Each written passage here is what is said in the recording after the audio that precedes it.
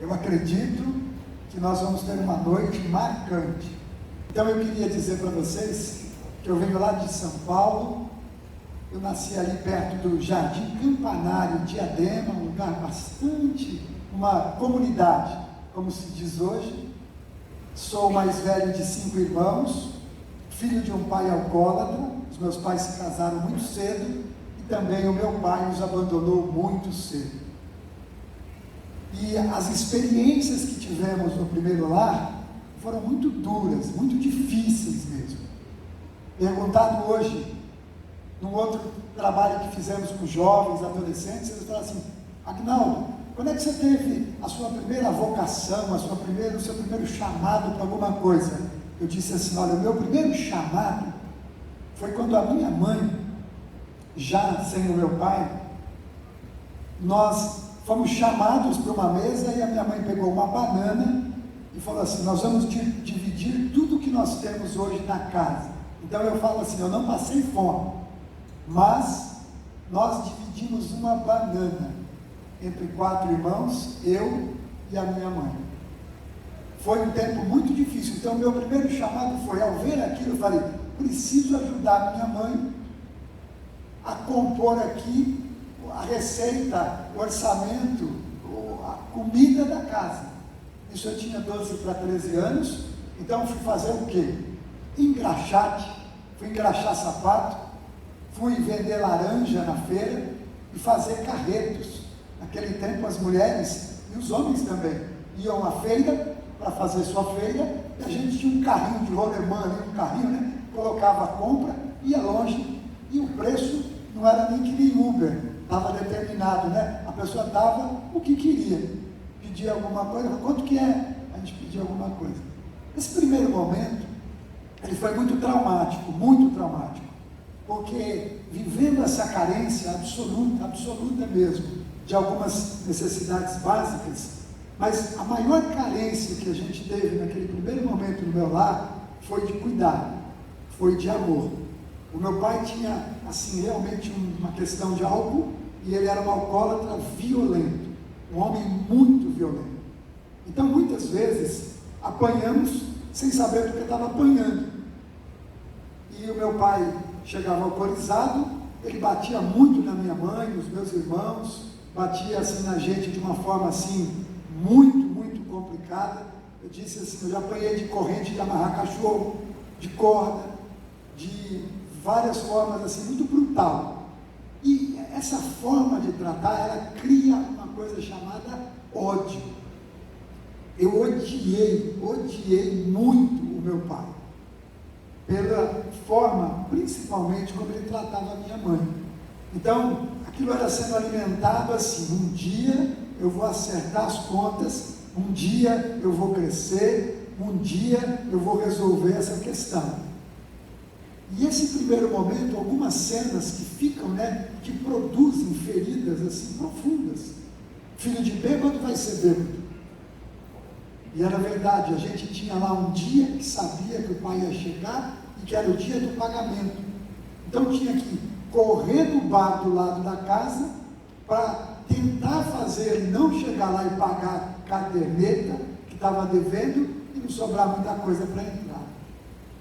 Então, assim, era uma situação traumática mesmo, profundas feridas, assim, sabe? Eu, além de odiar o meu pai, eu realmente via, assim, o sofrimento da minha mãe, e eu tinha com os meus irmãos ali uma questão de, sabe, complexo mesmo, complexo de inferioridade, achar que Deus era muito injusto, se é que Deus existia.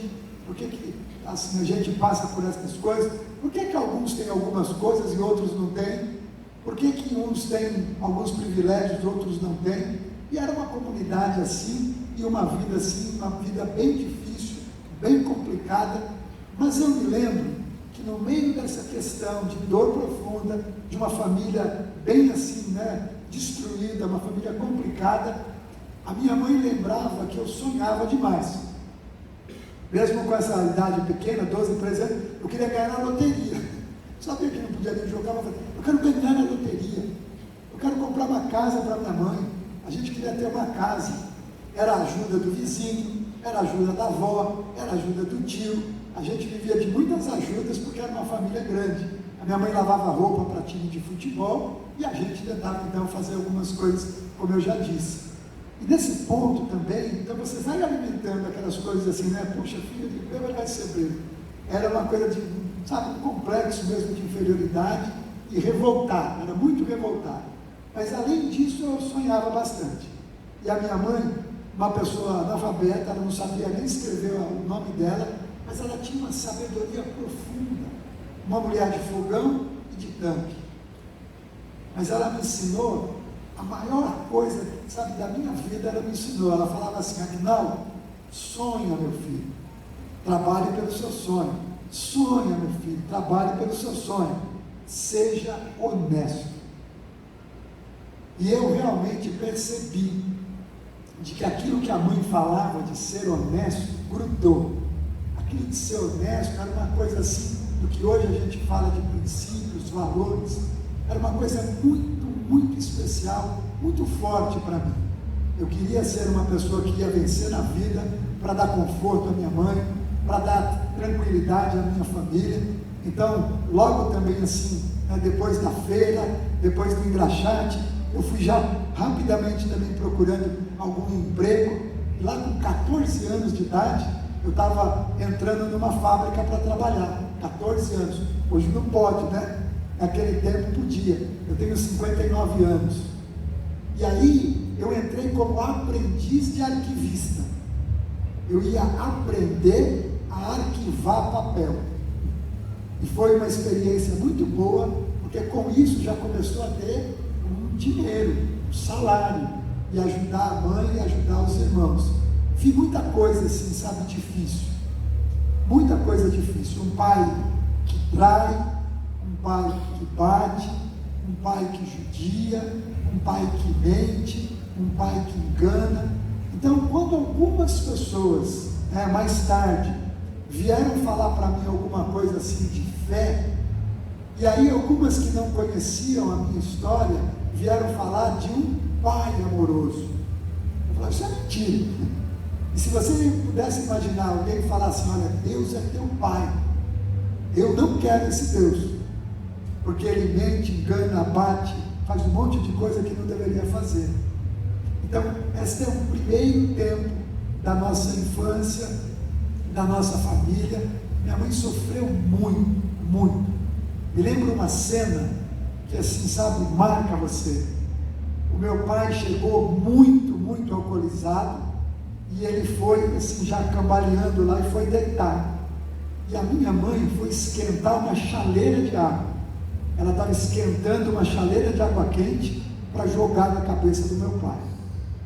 Então a gente, sabe, segurava a mãe: mãe, não vai fazer isso. Mas eu também vi algumas vezes, sabe, o meu pai não era uma pessoa alta, forte, mas a força que ele tinha, quando ele estava assim, completamente alcoolizado, era uma coisa assim, muito, muito incrível.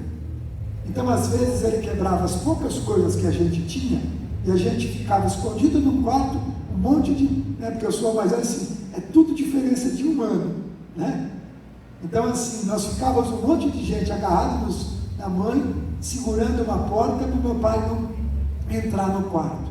E algumas vezes ele entrou, e aí todo mundo apanhou, mas a minha mãe, para defender a gente, colocou mesmo a sua vida ali assim, sabe, de um risco. Eu vi minha mãe apanhar demais. E é difícil você, né, assim, é um dia, é uma semana, é um mês, são algum tempo, né? Então, como eu falei, não demorou muito, eles se separaram. E quando se separou, a gente viu que a coisa no lar melhorou, em termos de a gente poder ter um pouco mais de harmonia, de paz, né, de tranquilidade, mas piorou muito, porque a gente ainda não tinha aquela referência do pai. A minha mãe, como eu falei de sabedoria, ela dizia uma coisa incrível, incrível. Ela dizia que a gente tinha que respeitar o pai como pai. Eu não entendia isso, não entendia mesmo, sabe?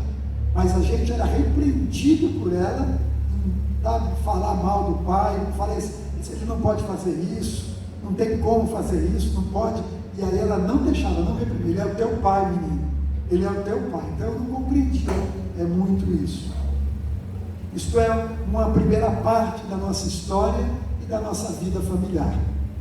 Então, quando eu entrei nessa empresa como aprendiz de arquivista, eu comecei a caminhar ali um pouco e comecei a lutar. Era uma oportunidade importante para mim de crescer, mas eu demorei bastante tempo para assim, crescer na empresa.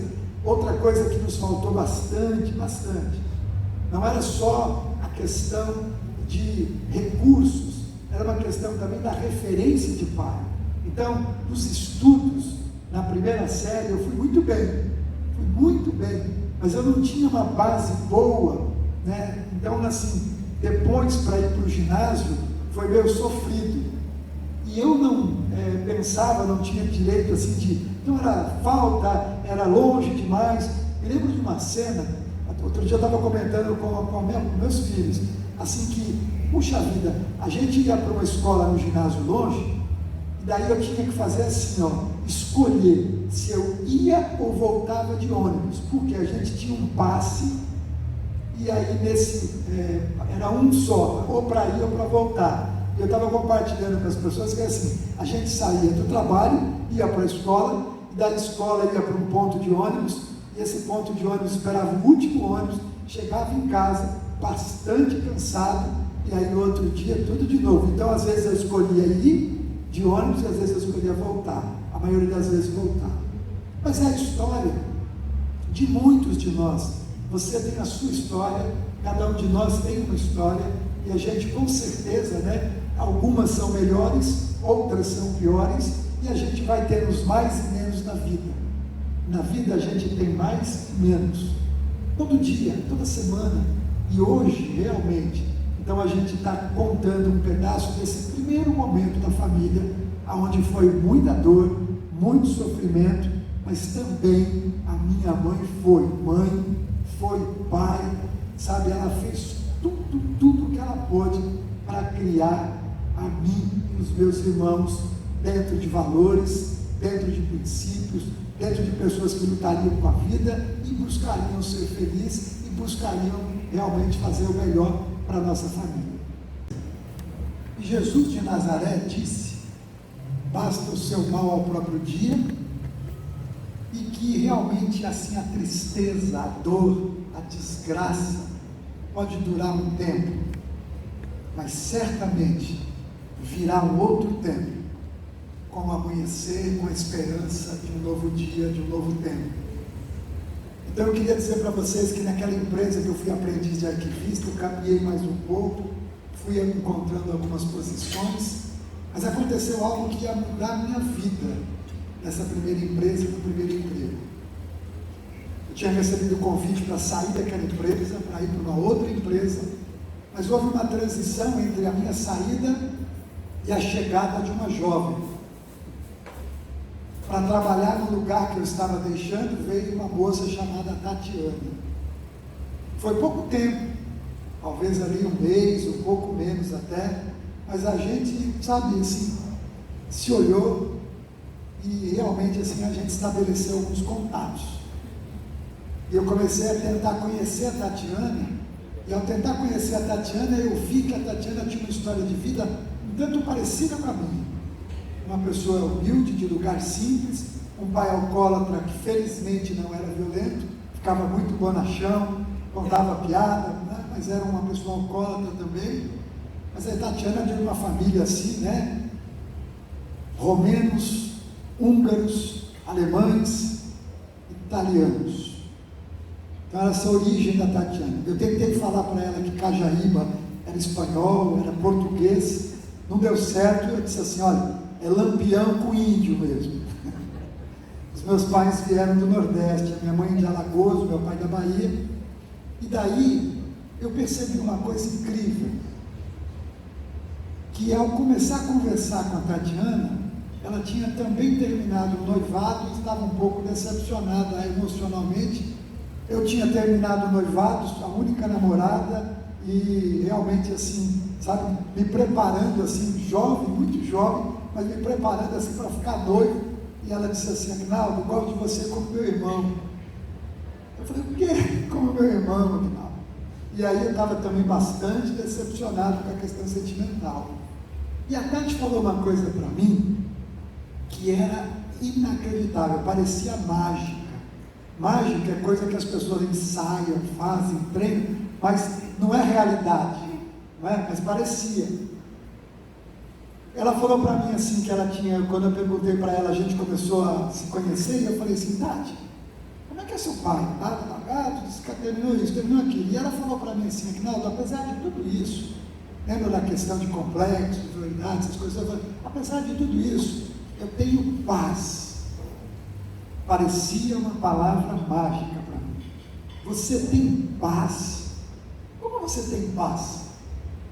Você passa tantas necessidades, eu passo tantas necessidades, paz, eu não tenho paz, a minha vida é um inferno, é um terrível, é difícil, trabalho de segunda a sábado, né, e tal, ganha pouco, não sei o quê, enfim, a gente começou a falar isso e ela falou assim, a razão da minha paz é uma pessoa.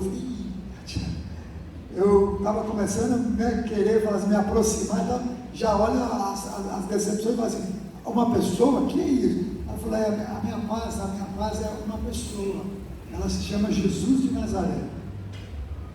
E aí eu falei assim, a coisa ficou feia mesmo, ó, pobre, sem muita cultura, e aonde eu estou tentando amarrar o meu burro, né? Negócio de religião, negócio de falar de Deus, de Jesus, enfim, eu tive ali uma primeira conversa assim, mas eu gostava de olhar a Tatiana e também gostava de uma coisa que ela falava que tinha acontecido todo sábado, jogar bola. Eu ia lá jogar bola onde ela ficava, com uma turma lá de jovens, e aí jogava bola e a gente conversava um pouco. E daí eu falei para a Tatiana, eu estou até gostando de você, mas esse negócio não vai dar certo. Porque eu tento convidar você para a gente tomar um chupinho, eu tento convidar você para a gente fazer algumas coisas de cinema, não sei o que, e você fala que domingo tem igreja, a gente só tem domingo para sair. Não, mas domingo eu tenho um compromisso. E ela tinha um compromisso. Um dia eu mudei um pouco a minha estratégia. A Tatiana falou que tinha um compromisso, eu cheguei do mesmo jeito, e ela falou assim, você me pega depois da igreja? Eu falei, não, Tatiana, eu vou entrar. Aí eu entrei na igreja lá com ela.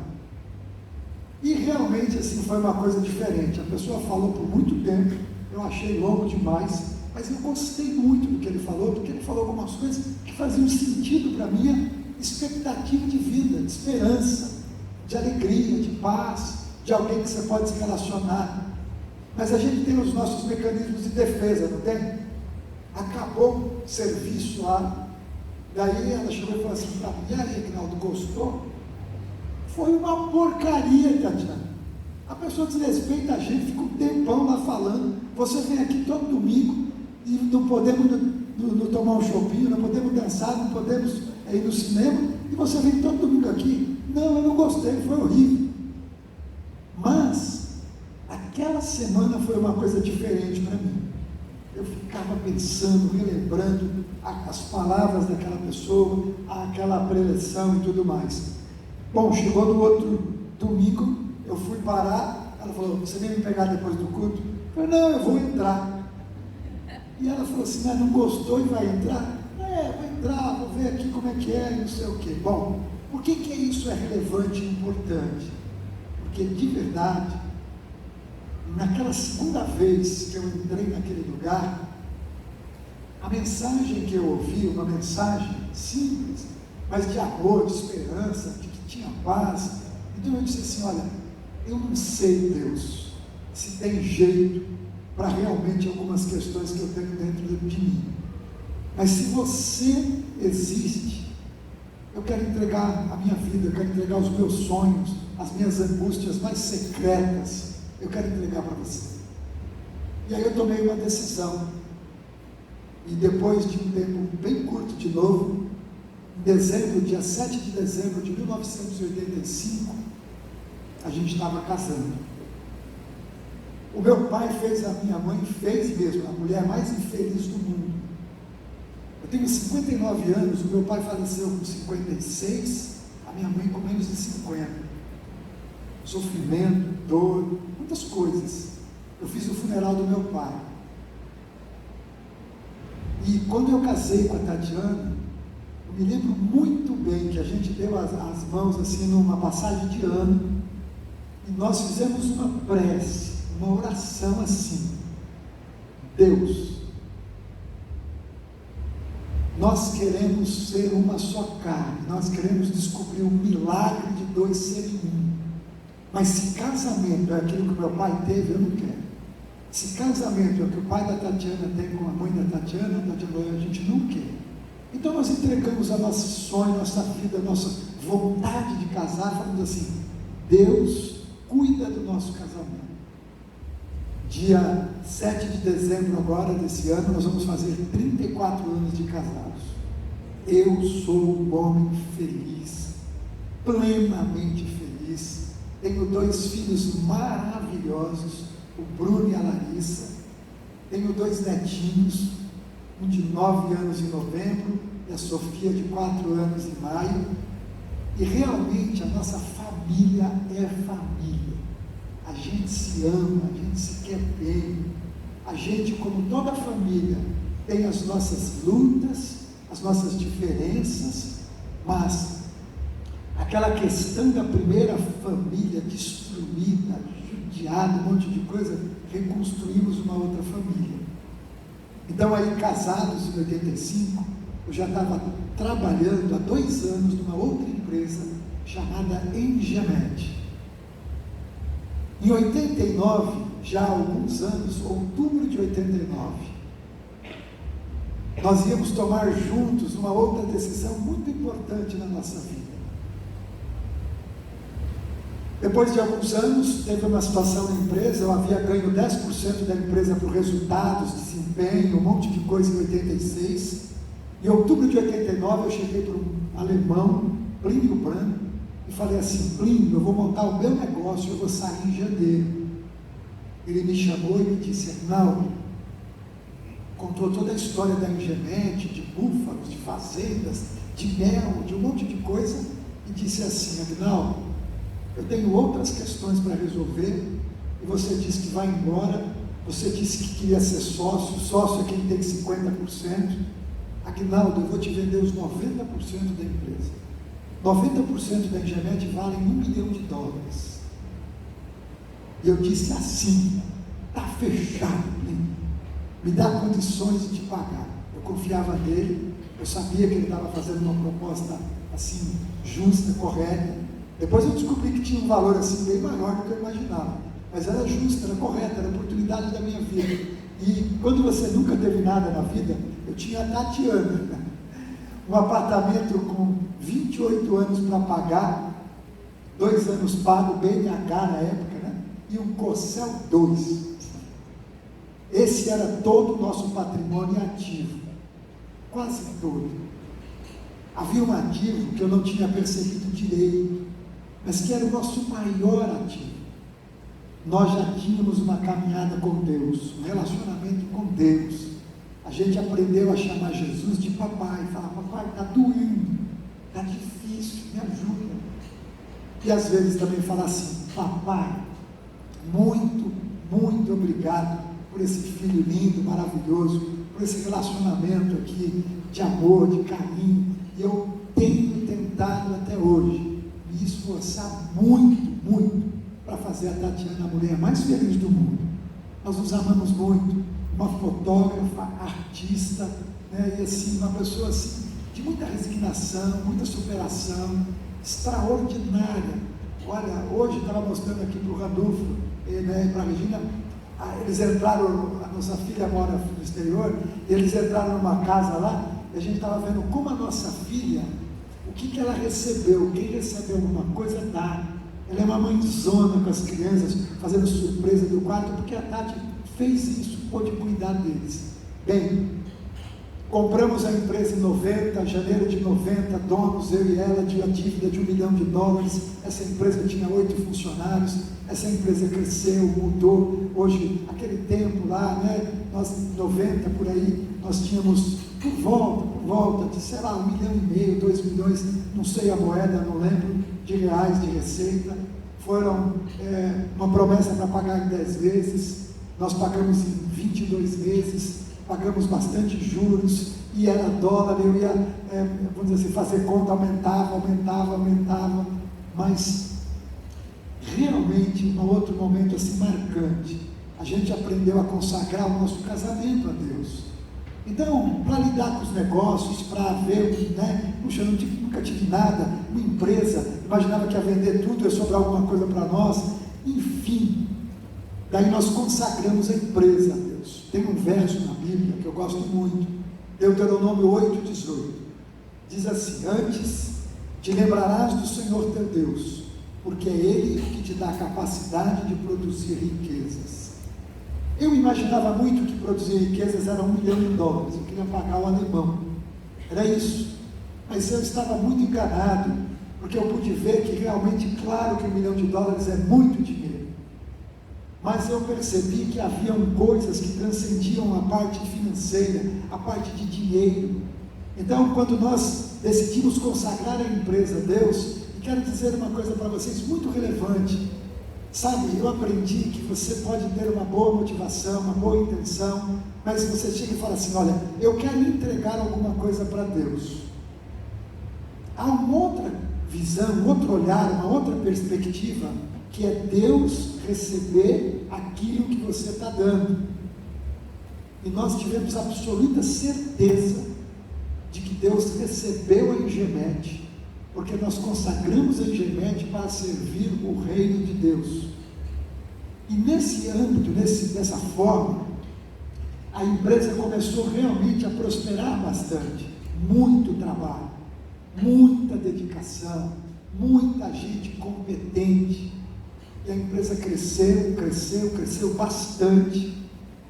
Hoje a Engemet está a caminho de R$100 milhões, temos 200 famílias que representam lá o nosso grupo, temos exportação para a Alemanha, temos assim uma empresa bem estruturada, mas também eu brinco, eu falo assim: olha, uma empresa familiar, temos aqui o nosso amigão lá da Gerdau, comprar de siderúrgica, Michio, e vender para montadora e sistemista, tem que ter milagre, tem que ter trabalho, tem que ter competência, tem que ter racionalidade, tem que ter qualidade, tem que ter normas internacionais, mas tem que ter milagres, que coisas que realmente aconteceram assim, de muitas ordens, sabe, a gente ir para feiras na Alemanha, assim, desenvolver o potencial das pessoas, mas tem que ter realmente milagre, porque assim, a economia está muito globalizada, as montadoras e autopeças estão muito globalizadas. Então assim, uma empresa familiar dar nesse meio e ter resultado, a pessoa faz gestão da nossa lucratividade, do nosso custo, é custo breakdown, é isso, é aquilo. Então assim, é bastante desafio, mas a gente aprendeu em cada fase da empresa colocar realmente assim, olha o tema que nós estamos trabalhando no ano de 2018 e 2019, rumo à empresa orgânica. A gente fala dentro da Engemet de corpo, alma e espírito. Lá não é igreja. Deus não trefila aço, nem usina peça. Ele põe gente competente para fazer isso. Mas Ele faz umas coisas que eu não sei explicar, que são milagres, milagres. Então assim, nós trabalhamos, prosperamos, temos questões assim muito importantes, muito interessantes dentro do contexto, mas aprendemos assim, queremos desenvolver a dignidade das pessoas, a nossa visão e tem sido o máximo possível cumprida em gerar e compartilhar riquezas, mas a gente aprendeu que tem algumas riquezas assim, casamentos no plural mesmo, alguns restaurados dentro de atenção, de um abraço, de parar e falar bom dia, tudo bem, a pessoa vai te parar mesmo, cuidar. Tem uma capelania empresarial. Lá atrás o pessoal falava assistência social, hoje tem uma pessoa lá com preparação e ela vai atender os problemas das pessoas, vai na casa das pessoas, atende as famílias das pessoas, faz funeral, ajuda pessoas. 2 semanas atrás, o irmão de um funcionário nosso se suicidou. Sabe qual a idade dele? 30 anos. Brigou com a mulher, deixou a mulher e um filhinho, se matou. E daí foi uma coisa de família, sabe? a empresa inteira, vamos dizer assim. Então, assim, aí as coisas foram acontecendo e a Ingemet foi caminhando, e hoje realmente a gente tem percebido que através da Ingemet muitos sonhos foram realizados. Eu quero contar daqui a pouquinho para vocês, para a gente terminar, alguns desses sonhos materiais. Puxa, eu saí lá do Jardim Campanário, agora eu estou em Paris, estou em Nova York, estou não sei do que, mas eu também fiz algumas viagens muito interessantes para a Coreia do Norte, para o Iraque, para o Iêmen, algumas viagens diferentes, humanitárias, campos de refugiados de guerra, campos, padres lá no Kurdistão iraquiano, cuidando de crianças que são, vamos dizer assim, pegas por milícias, para entrar em terrorismo. Então, assim, essa mudança, de às vezes estar numa feira de negócios, ou estar com a minha esposa num lugar ambiente, eu me lembrei aqui falando da Pamela, que ela está voltando. Cadê a Pamela? Sabe, um dia eu levei a minha esposa lá em Nova York, a gente foi no Jean Georges, está falando de gastronomia. O Jean Georges é um dos restaurantes mais chiques do mundo, pessoal. A minha esposa falou, eu não gostei muito dessas coisinhas aqui, não sei o que, tá? Mas eu falei, Tati, olha onde nós estamos, Tati, que lugar bonito, que lugar gostoso. Mas ela também, assim, se alegra bastante quando a gente pode fazer uma dessas viagens diferentes, assim. Eu entrei num país chamado Irã, nós levamos 80 bíblias na língua farsi, a língua persa, e eu fui conversar com uma viúva, eu fui abraçar uma viúva. O crime do marido dela foi ter uma Bíblia. Ele foi enforcado, porque na Constituição do Irã está escrito que você deixar o islamismo e você se converter, a nível de crime de forca. Quantas coisas assim a gente vê, sabe, por aí. E tem uma proposta nesse jantar também, da gente cuidar de gente, da gente ter essa oportunidade. A Pamela está chegando, ela tem mais um pedaço da história dela. E aí, Pamela, eu estava dizendo para todo mundo aqui, sabe onde eu fui jantar com a Tatiana? No Jean Georges. Lá, então assim, um lugar chique, não é? Um cozinheiro francês muito famoso. Mas eu estou gostando muito aqui do seu menu. Muito obrigada. Poxa, outro dia eu estava tirando uma foto na Ingemet com 3 pessoas. O pai, o filho e o neto. E o pai e o filho já trabalham na empresa. Então tinha uma história lá assim, o seu Geraldo, motorista da Ingemet, ele falou, senhor Aguinaldo, lembra que o senhor trazia umas marmitas, lá nos primeiros anos, quando o Plínio ainda era dono da empresa, o senhor trazia a marmita e comia pouco, ainda bem para mim. Aí ele dividia a marmita, eu dividia a marmita com ele. Ele disse assim, foi um tempo, Eu falei, seu Geraldo, que coisa, interessante.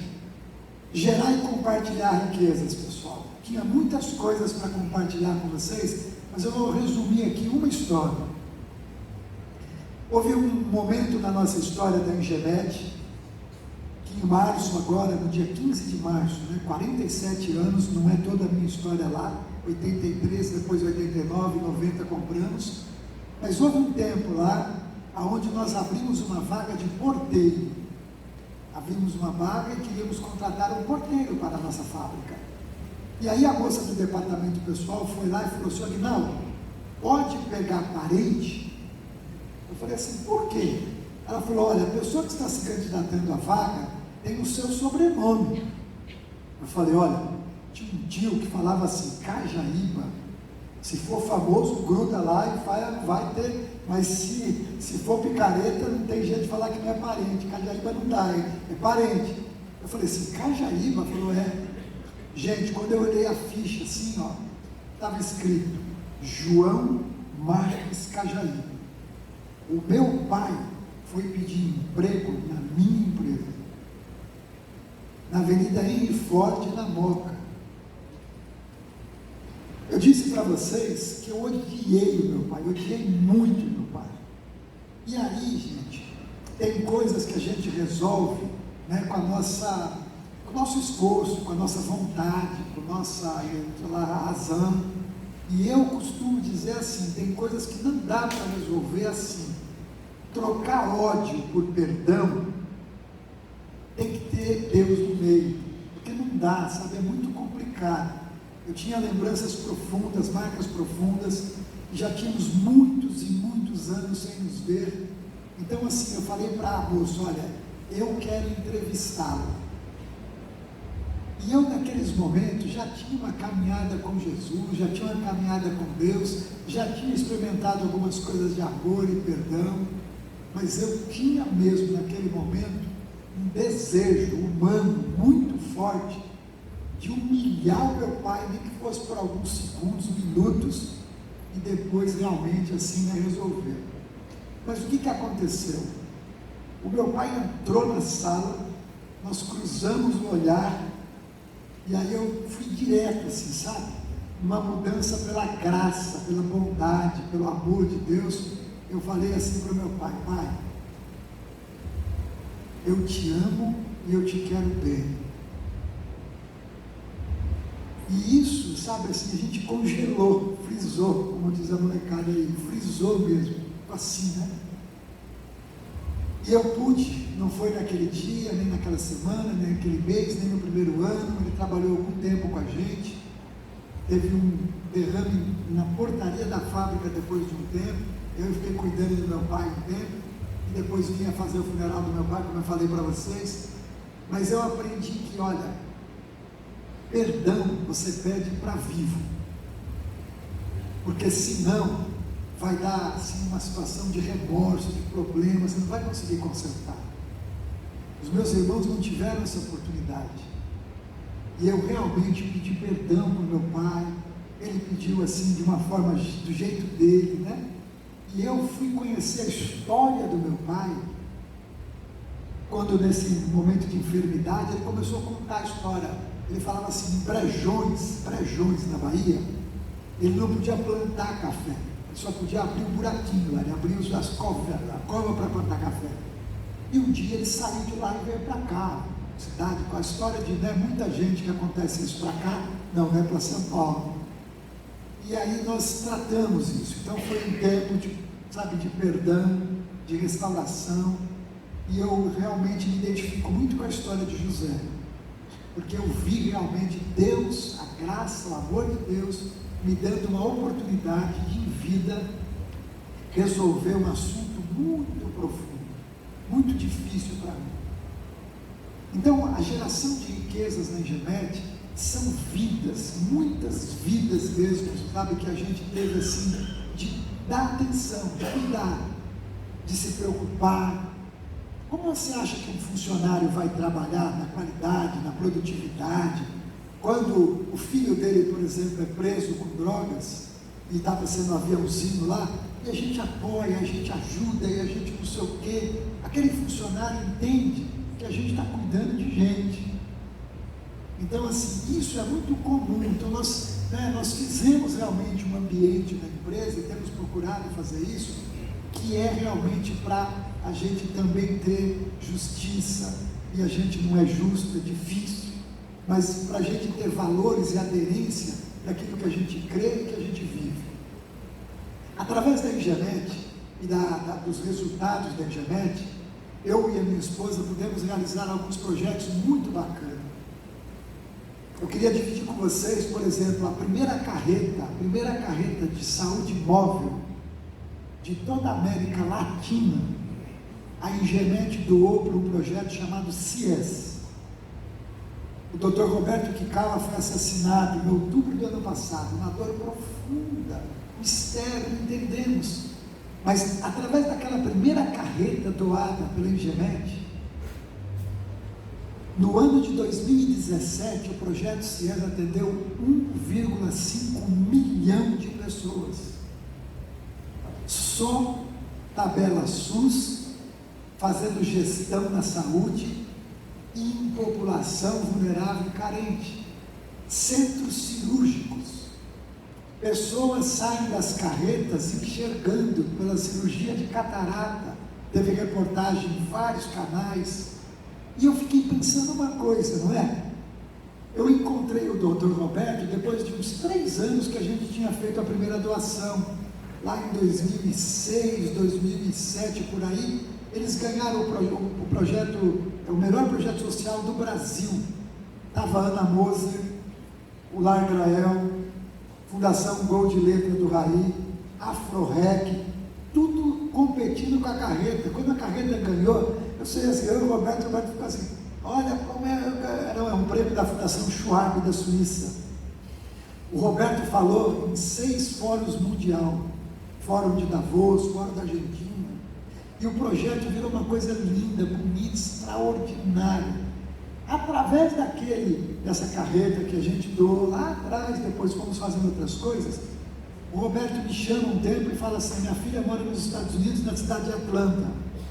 O Roberto fala assim, Aguinaldo, minha família está em Atlanta, você não quer investir numa outra carreta agora? Eu falei, pô, Roberto, agora eu quero investir com interesse, porque a minha família tem um pedaço dela lá em Atlanta, vamos fazer uma parceria com a Georgia Tech, a universidade lá de Atlanta, e nós fizemos uma coisa lá chamada telemedicina. Dentro de uma carreta você faz 5 exames, cruza com a curva de Michigan, talvez tenham médicos aqui, você sai com um pendrive, desperta lá na sua casa, no seu computador, e você está sendo atendido por algum médico em algum lugar do mundo. Falei, puxa, isso aí não interessa, eu gasto em dólar lá, preciso ganhar em dólar. Então assim, olha a semente que você planta, e o que dá depois de alguns anos. Ele me chama para uma situação, e a gente então pode fazer uma coisa lá. Eu tive um sonho assim, né? Eu fui fazer um desses trabalhos assim, eu fui visitar uma comunidade ribeirinha no Amazonas, em Bainique. Não sei se alguém aqui sabe, Bainique é Brasil, gente. Entre Suriname e Guiana Francesa, 16 horas de barco de Macapá. E um barco que eu falei, nunca mais eu quero pegar um barco desse. Eu quero voltar para casa, eu quero ver a Tatiana, eu quero ver os meus netos. E é horrível a viagem. E chegou lá numa hora, né, açaí, não sei o quê, o camarada estava tentando deixar um copo de farinha lá para a mulher e 2 crianças, e ele ia sair, não sei o quê. Aí eu fiz uma pergunta, né, eu falei, o que vocês precisam aqui? Ele falou, moço, olha para lá, o que você está vendo? Eu falei, água, olha para lá, você está vendo água? O que você precisa? Eu preciso de barco, porque uma criança que tem uma picada de aranha, fica paralítica, fica deformada, não tinha remédio, não sei o que e tal. Voltei para casa e falei, Tati, vamos fazer um negócio? Ela falou, o quê? Vamos construir um barco? Ela falou, você está gravando? Não, nós vamos construir um barco para doar um barco em Belém. Vamos construir um barco em Belém e vamos mandar para Bainique. Gente, é inacreditável. Foi o Koinonia 1, hoje tem o 3º, tem o Koinonia 2, Koinonia 3. Esses barcos atendem as comunidades ribeirinhas, levando galinha, material de construção, para ser sustentável, mas levam uma mensagem de paz, de amor, de alegria, de esperança. Então projetos assim. Tem uma coisa que a gente fez muito, assim, sabe? Nós tínhamos uma situação participando da Portas Abertas, que eu já tinha estado na Coreia do Norte, e descobriram que uma família na Coreia do Norte era cristã. Esta família, na Coreia do Norte, é uma situação muito, muito, muito severa, em termos de fome, frio, em alguns momentos do ano. Fome é uma coisa, assim, inacreditável. Para você deduzir, né? Não preciso desenhar, não existe bicho na Coreia do Norte, não existe. Porque eles acabaram por causa da fome. A fome é muito grande, muito grande. E aí, nós soubemos que a polícia da Coreia do Norte descobriu uma família de cristãos. Chegou uma informação para nós que era uma operação assim, tipo 007, sabe, filme de... Nós precisávamos de $100 mil para resgatar aquela família. Daí eu falei com a Tatiana que eu tinha vontade de fazer isso e a gente podia fazer isso. E nós investimos no resgate de uma família. Sabe, eu não sei você assim, mas quando eu recebi uma correspondência para ver as pessoas e depois destruir tudo aquilo. Gente, fiquei lembrando um pouco, eu acho que todos nós, né, espero, sabe quando a gente quando a gente lê o livro, mas quando a gente viu o filme A Lista de Schindler, aquela hora que ele põe o anel, né, em cima do carro, ele fala, pois esse anel podia ser mais algumas vidas, não sei o quê. Olha, gente, é assim. Então Deus tem me dado algumas oportunidades assim, sabe, algumas são assim muito difíceis, eu falo para vocês com temor, com responsabilidade, assim, sabe, com muita reverência, assim, ó, eu aprendi a obedecer Deus em R$10, em R$100, em R$1.000, mas teve algumas histórias que foram assim, R$500 mil, R$1 milhão. Então assim, a gente perdeu o apego, sabe por quê? Aonde está o meu coração? O meu coração está realmente assim, olha, aquilo que eu tenho, aquilo que eu sou, pertence a Deus. E eu tenho muita, mas muita alegria mesmo. Sou prudente, entendo que tenho que trazer conforto e segurança para a minha família, mas a gente tem uns acordos de família que parecem acordo de acionista. A gente tem um acordo na família com o nosso advogado de basta, assim, o que é suficiente. Porque quando a gente não define o que é suficiente, o dinheiro pode virar patrão. Dinheiro patrão é problema seríssimo. Então, da onde eu vim, ir para alguns lugares, eu entendo e falo assim, são os mimos de Deus, mimos, presentes, coisa boa, sabe, a gente poder, assim, estar em alguns lugares, fazer alguns passeios. Mas sabe, eu abracei uma senhora com câncer, que para chegar no poço de água do Sudão, tem que entregar uma filha para quem cuida da água. E sabe, é um abraço que você não esquece nunca mais, nunca mais. Por que muita gente, né, está na Síria, e as coisas que acontecem e tal, e a gente tem essas questões aqui também. Então, eu queria dizer para vocês, o maior ativo que eu tenho se chama Jesus de Nazaré. E o amor dele para com a minha vida, com a minha esposa, com os meus filhos, é inexplicável, inexplicável. Então hoje a gente entende e serve a Deus pelo que Ele é, não pelo que Ele pode nos dar. Mas a gente tem lutado, batalhado para ter uma empresa bem, de bastante resultado, mas que esses resultados tragam significados para as nossas vidas. O sonho da minha mãe, era ter uma casa própria. Quando eu falei dessas coisas de obedecer, nós já, sabe, fizemos algumas coisas assim mesmo, que parece assim, né? O Dércio cantou assim, ninguém explica Deus. Não explica mesmo. Mas assim, chamar um casal, sentar e comer uma pizza e falar para eles assim, olha, Deus falou comigo e com a minha esposa, eu vou comprar uma casa para vocês. E hoje, teve algumas que foram fáceis. Pastor José levava a Bíblia na selva amazônica, e ele morava num lugar muito difícil, assim, $5.000 uma casa, mas teve casa de 1 milhão, e a gente está na 11ª casa, e algumas histórias assim, sabe? Puxa, essa semana estava pagando uma consulta para uma pessoa, câncer de próstata, ficou 1 ano e meio na fila para esperar um exame. Essas coisas são gerar e compartilhar riquezas.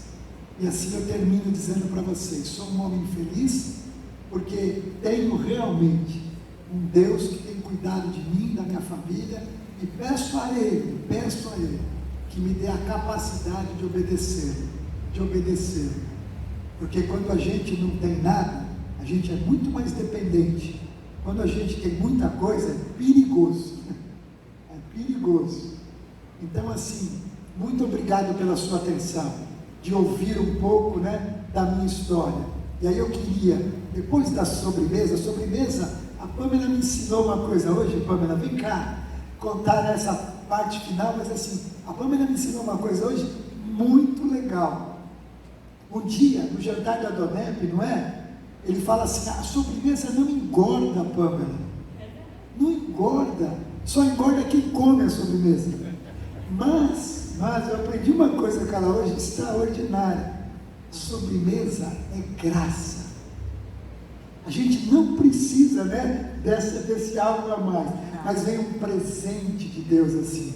Então eu queria, depois da sobremesa, que a gente pensasse na história de um homem chamado Kuban. Kuban, ele é uma pessoa do Quirguistão. E ele me ensinou como a gente tem que se comportar para receber o presente. E eu quero falar disso para vocês depois da sobremesa. Já que a gente falou de presente, de graça, eu quero me ensinar lá o que o Kuban falou. Quando a gente vai receber um presente, como é que você recebe um presente? Você já recebeu um presente com as mãos fechadas? Nunca vi isso, né? Nós fomos receber um presente lá no Quirguistão do Kuban, e ele diz assim, olha, a gente recebe um presente assim, ó, a gente faz assim para receber o presente. Então eu queria pedir para você fazer assim, eu vou fazer uma oração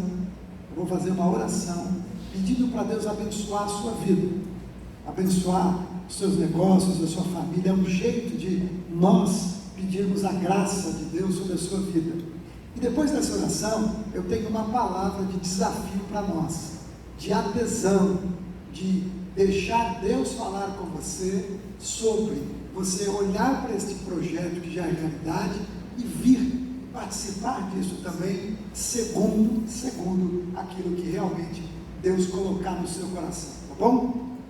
Vamos fechar os nossos olhos para a gente não se distrair? E se você puder, eu queria que você estendesse uma das suas mãos assim, como para receber alguma coisa, porque eu creio realmente de que você vai receber presente de Deus, porque Deus tem interesse nas nossas vidas. E se para você mulher, para você homem, eu pudesse dizer alguma coisa para tentar sintetizar, é impossível, mas eu pudesse dizer alguma coisa mais resumida, eu diria assim para você: o Evangelho de Jesus Cristo é amor e perdão. E dentre as belezas, mulher, que esse Evangelho tem, dentro do poder que esse Evangelho tem, homem, Deus te ama e te quer bem. Ele te quer bem. Senhor, Deus, dá-me espírito apropriado para orar em teu nome. Não existe, Senhor, nenhum privilégio humano maior do que se dirigir ao Deus dos céus e da terra, o Deus que tem nas palmas das suas mãos o controle do universo, o controle de todos os seres humanos. E assim como o Senhor chama estrela pelos nomes, o Senhor também nos chama para um relacionamento de amor, para um relacionamento de compreender o teu amor por nós, na pessoa bendita de Jesus de Nazaré. Ele morreu, ressuscitou, vive, e disse que todo aquele que o confessa como Senhor e Salvador passa da morte para a vida e vida eterna. Pai, Abba Pai, Papaizinho, Senhor dos céus e da terra, Senhor das nossas vidas, pelo poder que há no teu nome e o Espírito de Deus que nos convence, que fala no profundo do nosso ser, que existe um Deus que te ama e te quer bem, que este Deus, Pai, que é o Senhor, possa abençoar vidas, famílias, relacionamentos, casamentos, finanças, negócios, sonhos. Ó Deus, na tua despensa não há falta alguma. O Senhor tem a medida da nossa necessidade, e por isso eu rogo humildemente,